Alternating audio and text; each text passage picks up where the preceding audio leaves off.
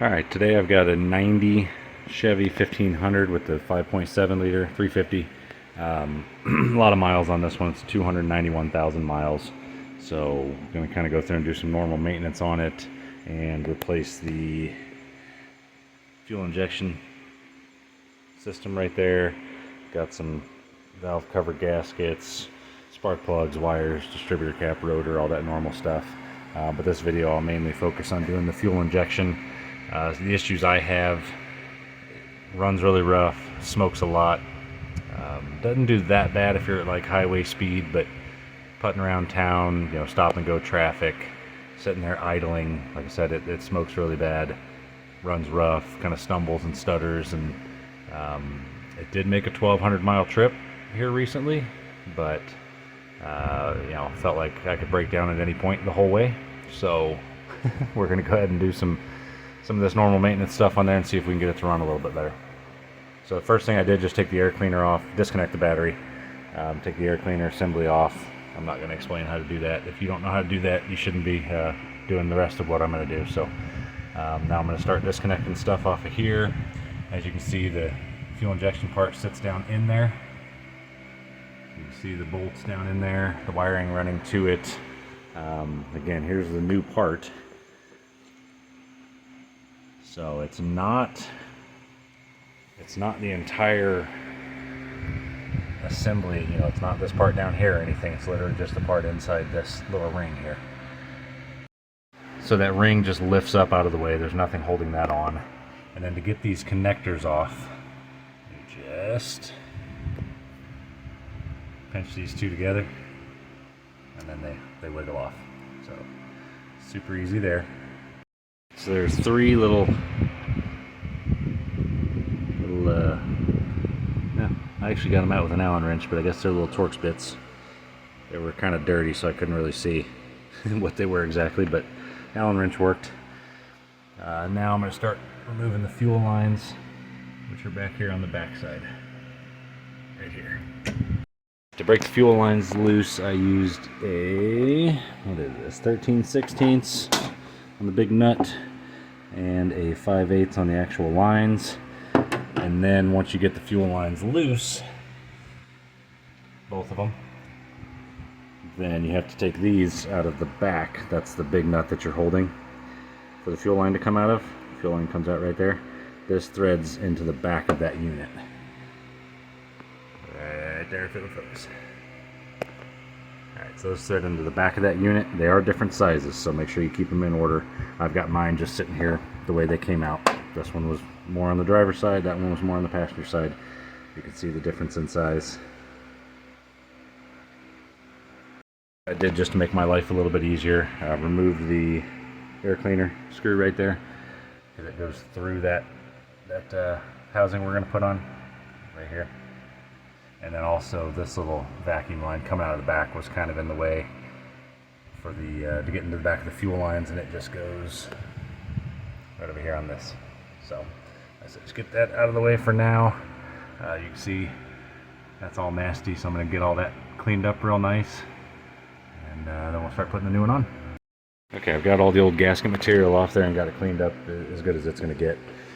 So now we've got the new gasket, and then these couple little rings here that are going to go where the fuel lines go into. So again, they're different sizes. You can see the big one's going to go in the big hole, the little one's going to go in the little hole. So I'm going to set this down in there first. Should just kind of set right down in there. Oh, hang on. That gasket first. Need more hands. So you kind of notice the gasket sits down on there. It can kind of sit either way, but there's a hole in the gasket and a hole on the housing right there. So that's the way it's going to want to go. Then we will set this down on there.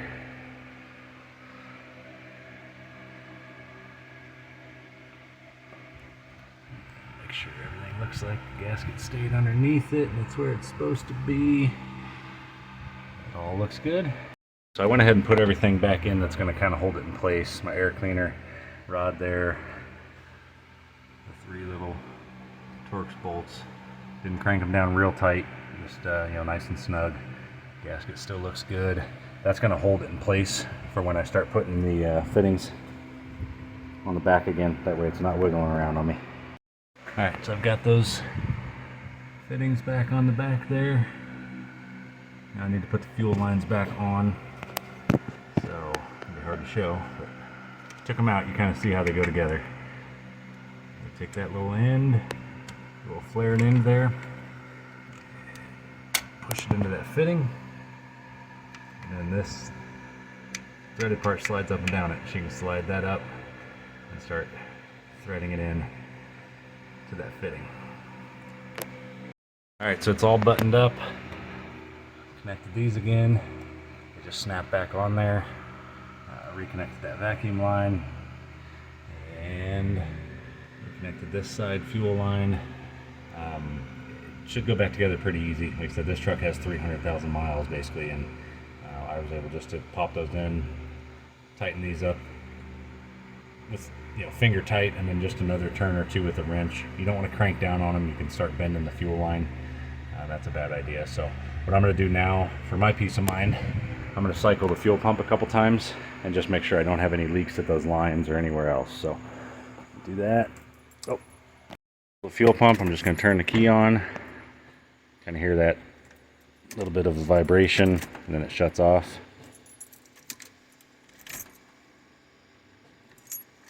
Also just filling back up the lines.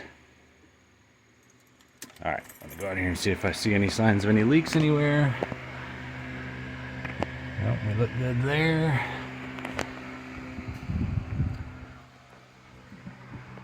Look good on this side. So.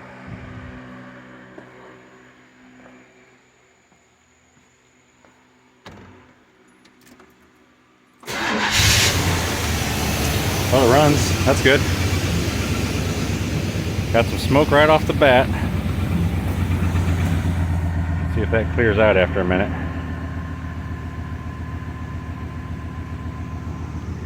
Just gonna back it up a little bit so I don't smoke up the garage.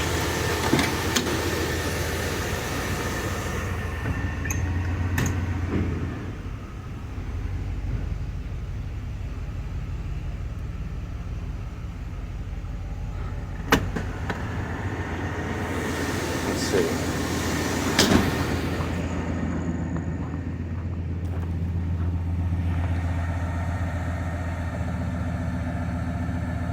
Still smoking, but honestly it looks like it's running smoother. I mean, before at idle it was just sitting here kind of jerking and